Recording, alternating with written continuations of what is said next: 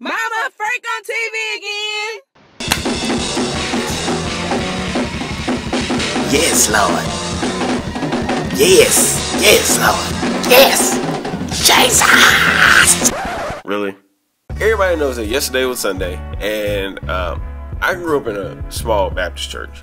Growing up thinking that my church was probably the only church, or the churches that are around me where I grew up were the only churches like they were. And I get out to Dallas, and a lot of similarities in the church where I grew up are in every church that I've ever attended out here in Dallas. All of them, every last one of them. And it kills me inside because it keeps me entertained, even though I am receiving the word, receiving the gospel. Everyone knows those things in church that actually keep you entertained when the message isn't specifically for you. One of those things that I notice all the time is that a lot of the ladies that come into church wear these big, humongous hats.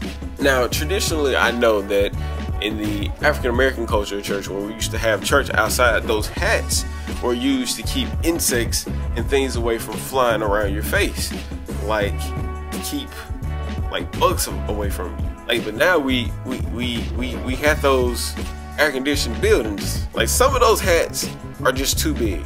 Some ladies come into church and they look like flying saucers. Like, if somebody were to take one off and chuck it across the church, I'm pretty sure that it would make a full round around the church and come back and land onto the lady's head. Some of them are just way too big. Colorful, flowerful, and full. I'm pretty sure that if you put on a hat and you were naked, you would still look fully clothed. Some of them are just that big. Number two, another thing that I see a lot of are paper fans. Some of those paper fans, you know, the ones that got the big popsicle stick on the back of them, and then you start fanning with them and you fan hard enough and then they bend in half, and then you got that extra fan, you fan real hard, and then you got the extra flap, the fan doing like this.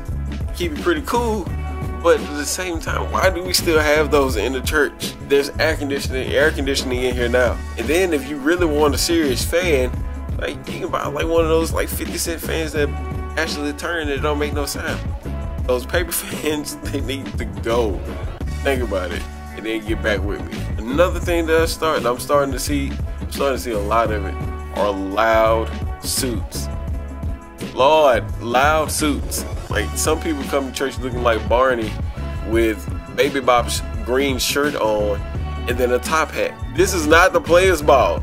Don't come to church looking like Roscoe Jenkins with like your square-toed, two-tone shoes, alligator skin, with your gold rim glasses and loud shirt and suit. It just looks all the way off, man. I'm like, okay, everybody has their own unique style. I'm not knocking you, but still, like, scale it back a little bit. Wear the loud suit with a plain white shirt and a tie that matches. Don't go all out wearing your pinstripe suit, your checkerboard shirt, and then your floral pattern tie. Like, mind you, yeah, it might all have green or purple or what color it is, but like, I'm pretty sure that you don't want to stick out like a red dot on a sheet of white paper while a pastor's trying to give his message. I'm just saying. And is it me, or is it that whenever you go to church, like, every time I sit by somebody, it's almost like they have a breathing problem?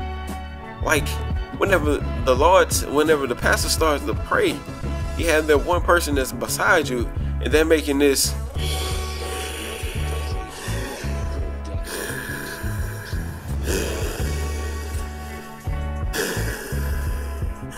sound in their throat. Sometimes I try to keep it together, but like, I'll be really wanting to ask them, do they need mouth-to-mouth resuscitation or the Heimlich maneuver or something, some Vicks, something to clear up that airway. You know, I'm just saying, I just want to be helpful. I don't want you to die in the church. God bless your soul. And speaking of breathing problems, does anybody else's pastor have breathing issues? I'm just saying. I'm not even gonna go there. You already know what I'm about to say. Also, think about this. I know everybody gets a kick out of this. You ever seen somebody come into church with a bad wig on or a bad weave, and they scratch it, and then like the whole entire back of the wig started to move? I'm pretty sure that somebody else has actually seen that. Or better yet, that the good old full-on wig adjustment in church. I die every time I see that. Like, I die and come back. The Lord gives me a second chance every time because it's just that funny. And I'm pretty sure that he laughs at it too. And then the all-time favorite of mine, because I do this, and I'm not even gonna lie. The night before, if you had a hard night and you still want to go back, you want to go to the church and ask the Lord for forgiveness for some of the stuff that you did the night before, but you still know that you're human and your body just gives out, sometimes you fall asleep in church. Like, I'm sorry, you do. Sometimes you just do. But isn't it funny to look in the choir stand sometimes and see that one person in the choir stand that has that, what they call narcolepsy, where they hit that good old...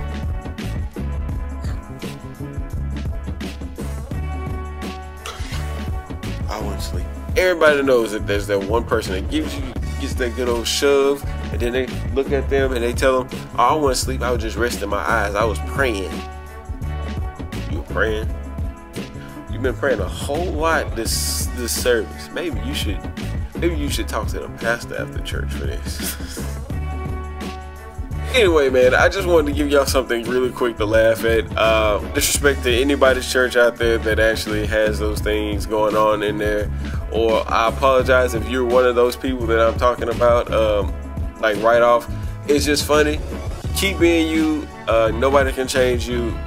And we appreciate you for entertaining us while we're in the church service. Anyway, if you like this video, click the like button at the bottom of the screen and make sure that you click the subscribe button that's probably over here somewhere. It should be red if you haven't already clicked it. And spread the word about my channel, Frank on TV. I'm out.